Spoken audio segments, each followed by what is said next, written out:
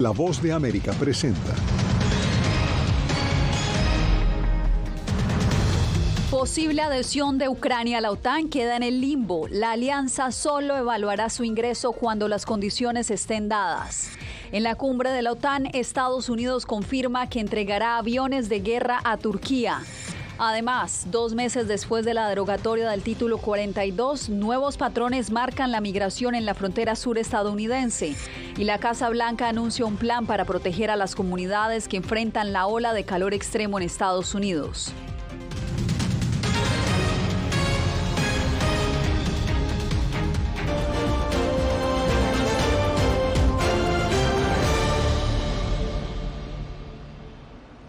¿Qué tal? Les doy la bienvenida a esta emisión del Mundo al Día. Soy Yasmín López.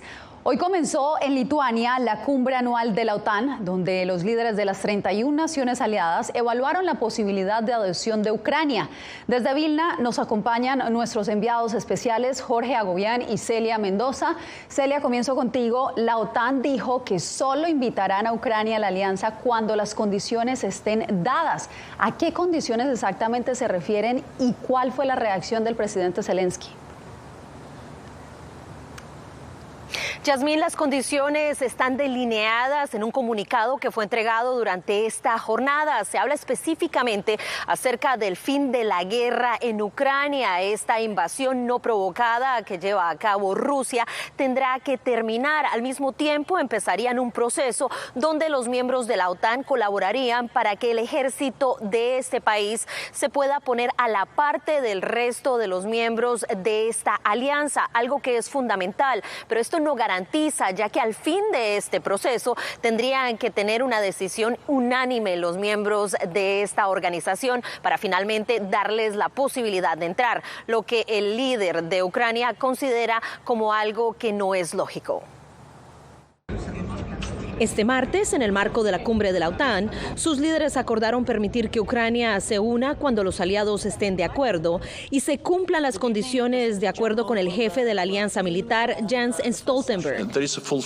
Hay una guerra en toda regla y por lo tanto creo que todos los aliados están de acuerdo en que cuando la guerra está en marcha, ese no es el momento para hacer de Ucrania un miembro de pleno derecho. Entonces, estas son dos cosas diferentes. La cuestión de gobernanza, corrupción, interoperabilidad, que es un problema independientemente de si se trata de una guerra o no. Al final del día tiene que haber aliados que evalúen, como siempre hacemos cuando tenemos una ampliación, si se cumplen esas condiciones y luego tomar la decisión sobre una invitación. El anuncio no fue bien recibido por el presidente ucraniano Volodymyr Zelensky, quien ha criticado el hecho de que la organización no fijara una fecha de ingreso definitiva, calificándolo de absurdo. Esto significa que se está dejando una ventana de oportunidad para negociar la membresía de Ucrania en la OTAN en las negociaciones con Rusia. Y para Rusia, esto significa motivación para continuar con su terror. La incertidumbre es debilidad. Entre tanto, al margen de la cumbre de la OTAN, el presidente Biden se reunirá con su homólogo ucraniano Volodymyr Zelensky, de acuerdo al asesor de seguridad nacional Jake Sullivan. Discutirán cómo Estados Unidos, junto con nuestros aliados y socios, están preparados para asumir compromisos a largo plazo para ayudar a Ucrania a defenderse ahora y disuadir futuras agresiones. Por su parte, el portavoz del Kremlin, Dmitry Peskov, aseguró que Moscú seguiría de cerca las decisiones tomadas por los líderes, advirtiendo que se tomarían medidas en respuesta para garantizar la seguridad del país. Potencialmente es muy peligroso para la seguridad europea. Conlleva riesgos muy grandes. Quienes tomen tales decisiones deben ser conscientes de ello. Por ahora se ha establecido un consejo para tocar el tema de Ucrania en el marco de la OTAN. La primera reunión se llevará a cabo este miércoles, mientras que el presidente Biden y el señor Zelensky se reunirán a las 3:45 hora local, 8:45 hora de Washington. Gracias, Celia. En el marco de esta cumbre, Estados Unidos confirmó su intención de entregar aviones de guerra a Turquía. Jorge Agobián, esta decisión llega justo un día después de que el presidente Tayyip Erdogan finalmente despejara el camino para el ingreso de Suecia a la alianza militar.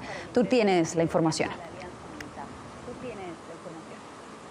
Así es, Yasmín, y sabemos que hubo durante semanas mucha diplomacia, de la más alta diplomacia sobre este tema. Eso se intensificó en las últimas horas antes de esta cumbre. La Casa Blanca, el asesor del presidente Joe Biden en materia de seguridad nacional, Jake Sullivan, decía que no hubo ningún requerimiento o condición puesta por Estados Unidos a Turquía para que accediera y diera el visto bueno a la entrada de Suecia a la OTAN. Sin embargo, ese era un requerimiento que hacía el gobierno de Turquía y lo hizo durante semanas, que Estados Unidos le vendiera estos aviones de combate F-16. Este martes, los líderes de Estados Unidos y Turquía se encontraron cara a cara durante la primera jornada de la cumbre de la OTAN en Vilna, Lituania. Joe Biden reconoció la decisión del presidente Erdogan de respaldar la candidatura de Suecia. Estamos en esta reunión histórica en la cumbre, resolviendo muchas cosas, espero, hecha aún más histórica por el acuerdo al que llegaron ayer y la admisión de Suecia, cómo va a proceder. Gracias por su diplomacia y su coraje para asumir eso. Tras oficializarse que Turquía aceptaba el ingreso de Suecia a la OTAN, lo que vino después fue la confirmación de que Estados Unidos enviará aviones de combate F-16 a Turquía. Sin embargo, Jake Sullivan, consejero de la Casa Blanca, dijo que no se había establecido ninguna condición para avanzar con la entrega. El presidente Biden ha sido claro e inequívoco durante meses. Él apoyó la transferencia de F-16 a Turquía, que esto es de interés nacional.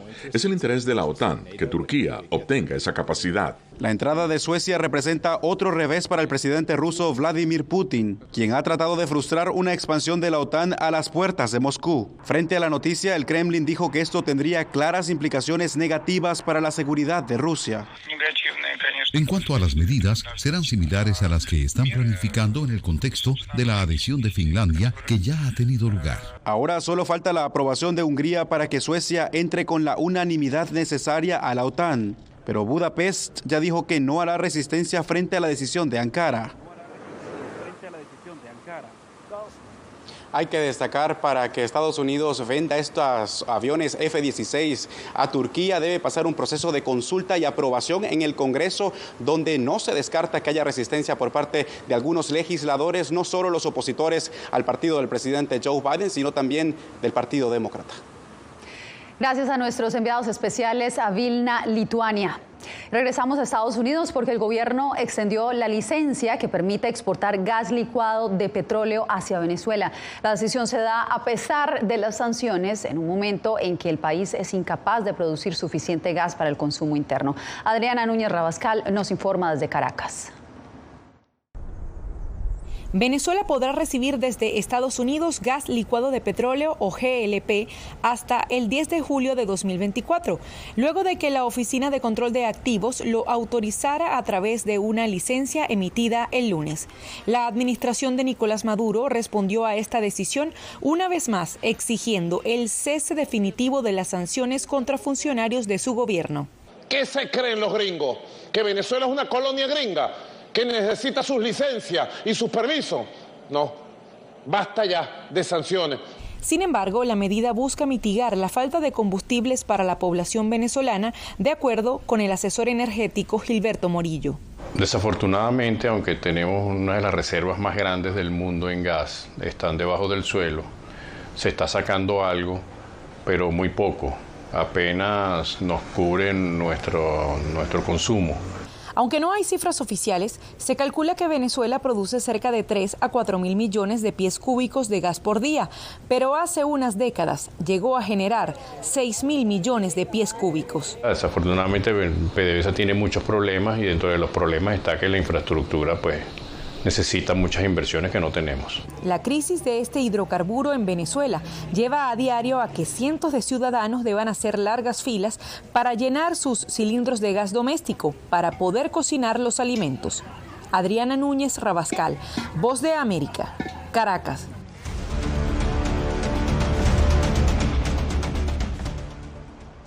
Este martes se cumplen 2 meses desde la derogatoria del título 42 y la reimplementación del título 8 en la frontera sur estadounidense. Aunque el flujo migratorio ha bajado, autoridades consideran que las cifras siguen siendo altas. César Contreras nos da los detalles. 2 meses después del fin del título 42, así han cambiado los flujos migratorios. La patrulla fronteriza reporta que durante el título 42 llegaron a tener hasta 2.700 encuentros diarios con migrantes, pero durante el título 8, el mayor pico que han tenido ha sido de 400 encuentros. La situación en la frontera continúa siendo un desafío luego del término del título 42 hace 2 meses. Los números de encuentros de migrantes con agentes de la patrulla fronteriza han descendido, pero continúan en niveles alarmantes. Aquí en el sector del Paso todavía seguimos muy ocupados, todavía estamos viendo los números altos. Al promedio, cada día aquí en el sector del Paso vemos más de 400 aprehensiones, o sea que los números todavía siguen un poquito altos. Según datos de la patrulla fronteriza en el sector del Paso, en lo que va del año fiscal hasta finales de mayo se han registrado 334,000 aprehensiones de migrantes, un incremento del 80% a comparación del año fiscal anterior. Para Alan Lizárraga de la Red Fronteriza por los Derechos Humanos, estos números demuestran la desesperación de los migrantes por una vida mejor. Aún tenemos a migrantes del otro lado de la frontera en situaciones que nos preocupan, expuestos a la violencia en México. A pesar del riesgo de deportación, ahora bajo el título 8, Yendri Casillo, originaria de Venezuela, prefirió entregarse a quedarse en México y junto a su familia ya tienen una semana en un albergue de El Paso. Yo no tenía el miedo de que me deportaran, el miedo mío era que me devolvieran a México y ahí intentaron otra vez quitarme a mi hija, porque ahí en Ciudad Juárez me la intentaron quitar, pues una camioneta blanca se paró, bajaron 2 personas y me la intentaron quitar. No fue nada fácil para nosotros y por eso nos entregamos. Ahora con la aplicación del título 8 se espera que el proceso de asilo se restablezca gradualmente. Por su parte, el gobernador de Texas, Rick Abbott, ha propuesto un muro flotante en el río Bravo para intentar contener la migración. César Contreras, Voz de América, El Paso, Texas. Nicaragua está viviendo una fuga masiva de cerebros debido a la represión del gobierno contra la oposición. Laura Sepúlveda nos reporta que a Estados Unidos están llegando talentosos profesionales que nunca pensaron salir de su país. Él es un exiliado nicaragüense. Pasó de tener un trabajo estable y una reputación en Managua a intentar rehacer su vida en Estados Unidos. Por seguridad, le protegemos su identidad. En el vecindario donde yo vivía en la colonia, pues me conocen bien pues, de que no soy muy amigable con el gobierno y con todo lo que hacen. Entonces, la gente que vive ahí, que trabaja para el gobierno, pues los conocían muy bien y me pusieron mi nombre en una lista de buscados. Lo buscaban en la casa, en la calle, por donde iba. Asegura que su meta nunca fue vivir lejos de su país. Beneficios en sí, hasta el momento no he mirado ninguno. Pues lo único que estoy vivo, ¿verdad? Y que no estoy detenido en Nicaragua o muerto. Lo que en sí me gustaría es tener un trabajo para poder subsistir por mí mismo, no ser una carga de nadie. Las circunstancias lo han obligado a aceptar cualquier tipo de trabajo, incluso en limpieza, mientras en su país se desempeñaba en la ingeniería civil. Perforaba pozos para sacar energía geotérmica, trabajaba con compañías extranjeras, la última compañía con la que trabajé era de Islandia. Perforamos 7 pozos. Él es uno de los muchos cerebros fugados de Nicaragua, pero no ve que las puertas a oportunidades se le abran fácilmente aquí en Estados Unidos, lo que confirma la directora del sitio, que de manera independiente hoy lo alberga en la capital de Texas. Canadá o Europa, si admiten a alguien y dicen puede solicitar asilo, le dan comida, refugio, la posibilidad de trabajar y de recibir atención médica, por lo menos mientras están en proceso. Y en este país no estamos brindando ningún servicio a las personas que buscan asilo. Desde 2018, cuando estalló la crisis, más de 600,000 nicaragüenses han salido del país, revelan datos del colectivo de derechos humanos Nicaragua Nunca Más. En el año fiscal 2022, 164,600 nicaragüenses llegaron a Estados Unidos, según datos registrados por la Agencia de Inmigración y Aduanas.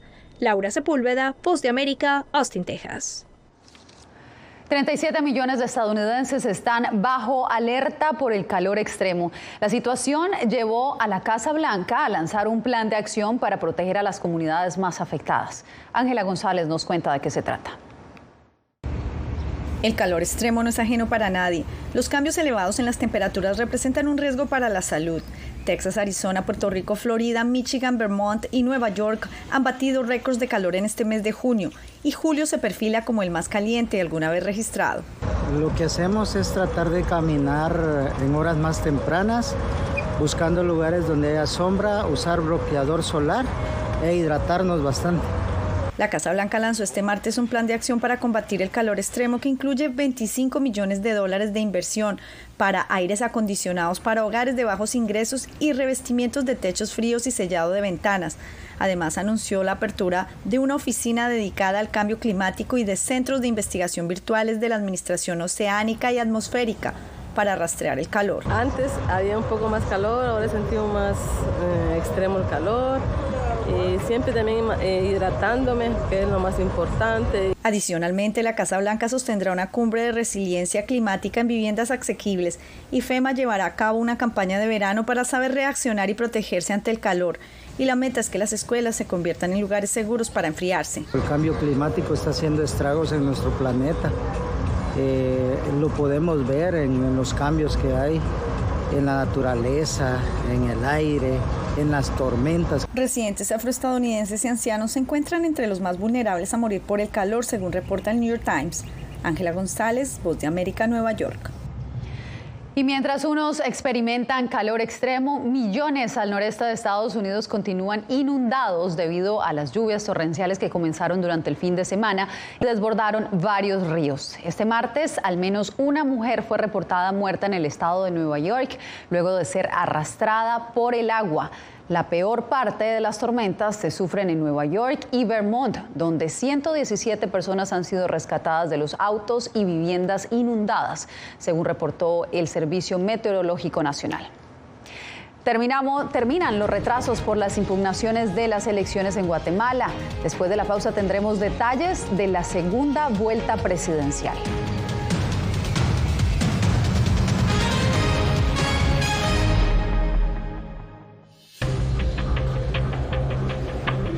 Розповім я про себе з дружиною, як ціліли обидва в аду.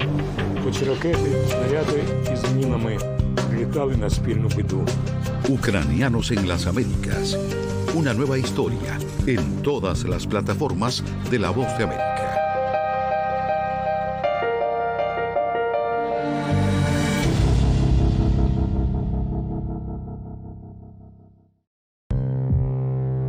Una nueva visión.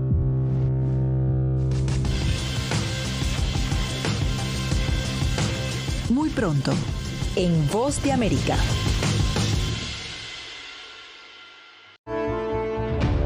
My twins are 7 years old, and from the first day my parents arrived, they were like, grandparents, why don't you stay here in Panama with us until the war is over? Ucranianos en las Américas, de regreso al frente de batalla. Una producción especial de La Voz de América. Pronto, en todas nuestras plataformas. Fui detenido con acusaciones de traición a la patria y luego fui sentenciado y condenado a 13 años de prisión. Es una sensación totalmente inhumana, es una sensación como de estar muerto en vida realmente. ¿Qué sientes cuando tocas? Cuéntame. Pues me siento contento, siento que puedo expresar mis emociones.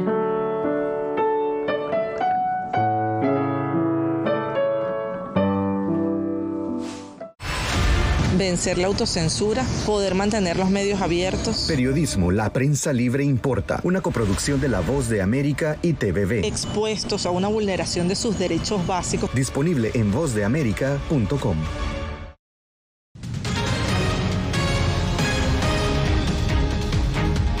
Después de 2 semanas de incertidumbre por las elecciones presidenciales, el Tribunal Supremo Electoral de Guatemala finalmente tiene vía libre para oficializar los resultados. En directo nos acompaña Eugenia Sagastume. ¿Qué reacciones se generaron y qué sigue a partir de ahora, Eugenia? Lo que sigue precisamente es esta oficialización de los resultados por parte del Tribunal Supremo Electoral. Se esperaba que sería durante esta mañana, sin embargo, a esta hora de la tarde los magistrados siguen reunidos en pleno conociendo algunos recursos, pero se espera que en pocas horas ellos organicen una conferencia de prensa para ya oficializar estos resultados.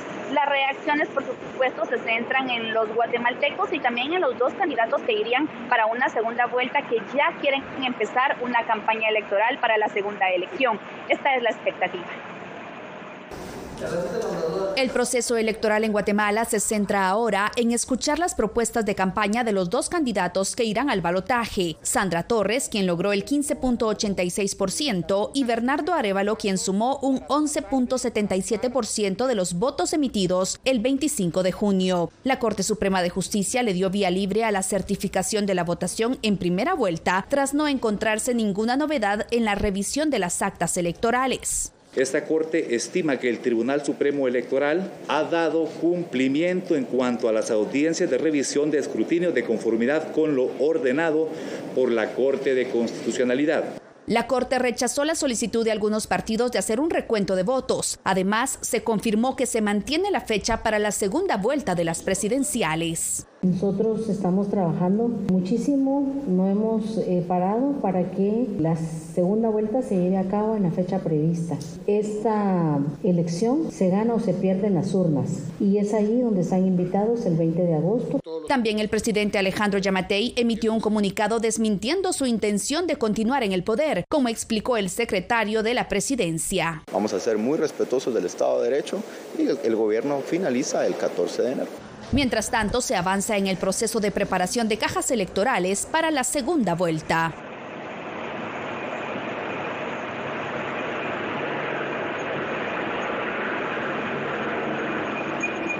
Eugenia, te escuchamos.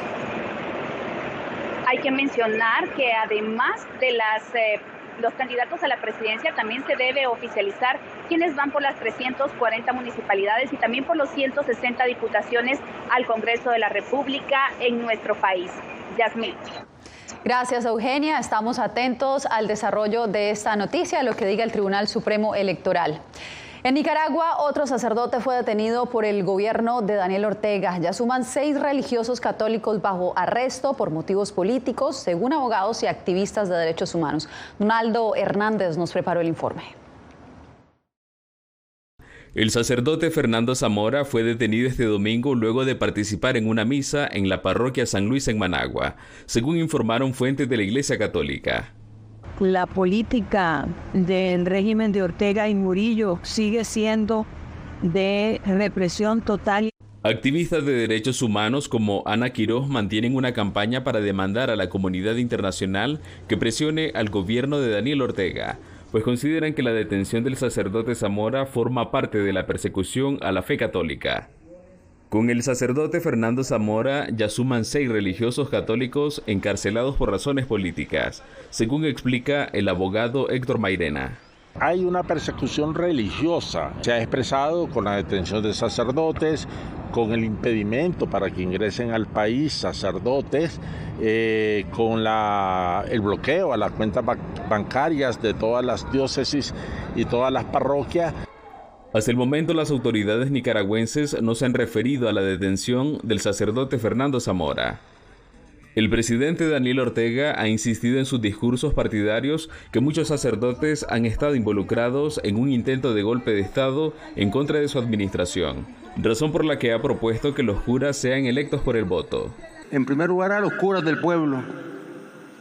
El pueblo que decida si le parece bien este cura o el otro cura. El dignatario nicaragüense ha llamado a la Iglesia Católica una dictadura perfecta. Donaldo Hernández, Voz de América. Hacemos una breve pausa y regresamos en instantes con más información. Un sueño al alcance de sus manos, una casa propia. Pero lo que yo no sabía era que esta área tenía un nivel muy alto de contaminación. El impacto entre las comunidades hispanas. Esta contaminación ha perjudicado de una forma desproporcionada a las familias latinas y a los niños. La Voz de América busca explicaciones y posibles soluciones a los aires tóxicos. Encrucijada Ambiental. Próximamente en todas las plataformas de La Voz de América. Una nueva visión.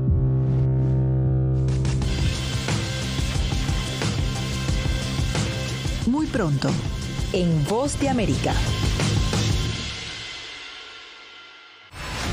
Creo que la cooptación de las instituciones es uno de los graves problemas que tenemos. Periodismo, la prensa libre importa, una coproducción de La Voz de América y Guatevisión. Una de las patas que sostiene la democracia debe ser la libertad de prensa. Disponible en vozdeamerica.com.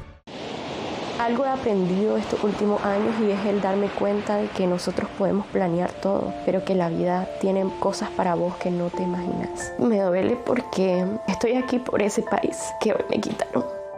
Yo siempre he dicho que la libertad está en la mente. Y el hecho de que tu cuerpo esté en un lugar no significa que no sos libre. Siempre me sentí libre, incluso estando presa me sentí más libre, porque pude darme cuenta que si estaba ahí es porque realmente he elegido qué hacer con mi vida. Actualidad. Nos vamos a ver otra cepa nueva y otra cepa nueva. Análisis. En realidad, mucha de esta gente va a quedar parada de nuevo y va a ser una tragedia humana. Debate. Dejen la obsesión. La obsesión la tienen ustedes. Con la información más allá de los titulares. El tema energético es algo que se está analizando. La inflación es un problema global. 30 y 50 metros están ya las tropas. Su respuesta, doctor. Todas las semanas por La Voz de América.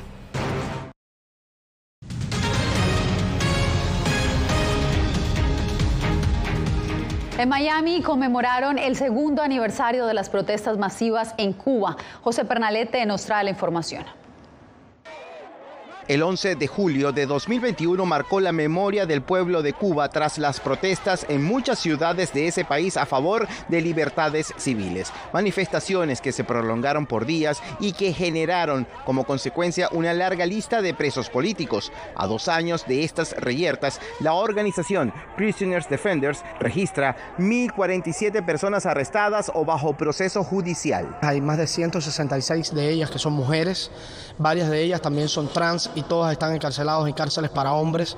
Hay varios menores de edad que han sido condenados a largas penas de prisión.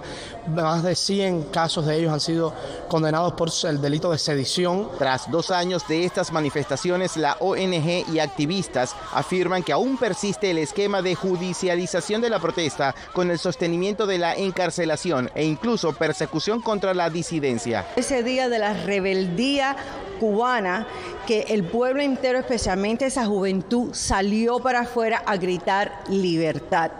Hoy, por ejemplo, a muchos de los activistas en Cuba le han cortado la internet y le han cortado el teléfono. Por su parte, el gobierno de Cuba ha acusado a Estados Unidos de la responsabilidad directa de las protestas callejeras sucedidas en la isla en 2021. Así lo afirmó a través de una editorial en el diario oficial Granma este lunes. Estados Unidos ha instado a La Habana a que libere a los presos y sostiene que las movilizaciones fueron espontáneas. José Pernalete, Voz de América, Miami.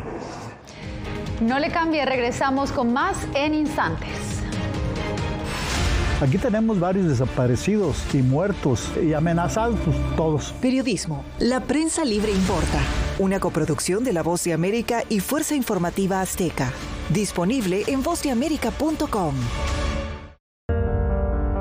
En tiempos de cambios, cuando el mundo parece incierto y lo que escuchamos no refleja lo que vemos, buscamos la verdad. A través de la pantalla de la... Cuando nos cuentan solo una parte de la historia, perdemos la confianza. En momentos de crisis, nuestros sueños, esperanzas y deseos de un mejor mañana dependen de una prensa libre. En La Voz de América te traemos las historias que la gente se arriesga a ver. Conectamos el mundo y lo unimos con la verdad.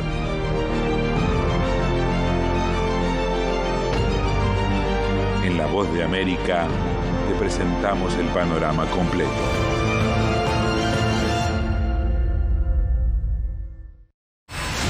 Poder recuperar la libertad de prensa. Periodismo, la prensa libre importa. Una producción especial de La Voz de América. Se ejerció esta profesión con mucho miedo. Disponible en vozdeamerica.com. Algo he aprendido estos últimos años y es el darme cuenta de que nosotros podemos planear todo, pero que la vida tiene cosas para vos que no te imaginas. Me duele porque estoy aquí por ese país que hoy me quitaron. Yo siempre he dicho que la libertad está en la mente y el hecho de que tu cuerpo esté en un lugar no significa que no sos libre. Siempre me sentí libre, incluso estando presa me sentí más libre porque pude darme cuenta que si estaba ahí es porque realmente he elegido qué hacer con mi vida.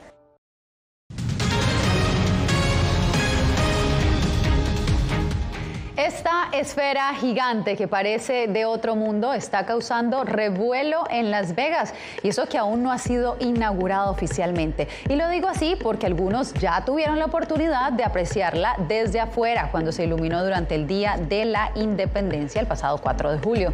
La enorme bola, que mide 160,000 pies cuadrados, un área casi de 3 campos de fútbol, ya es considerada la estructura esférica más grande del mundo. Se espera que abra el 29 de septiembre cuando se realice el primer concierto en este lugar. Con esto me despido por hoy.